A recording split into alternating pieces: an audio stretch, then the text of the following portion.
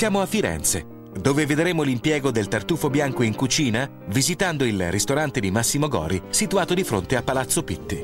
Ma prima che il tartufo arrivi sulle nostre tavole, bisogna porre attenzione ad un ultimo aspetto.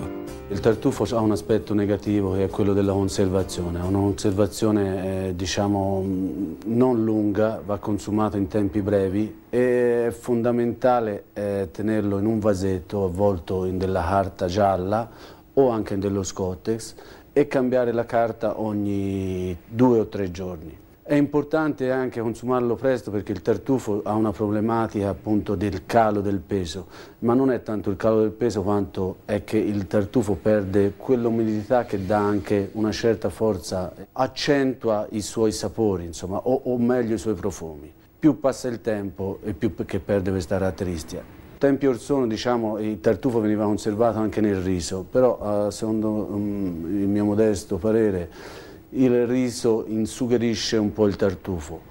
Si fa sì un buon risotto, ma il tartufo però perde alcune delle sue caratteristiche principali. In cucina vengono utilizzati sia il tartufo nero che il tartufo bianco, anche se quest'ultimo è sicuramente il più amato. Il tartufo prediletto, diciamo, è il tartufo bianco. Non è un caso, perché non è che invento niente di particolare.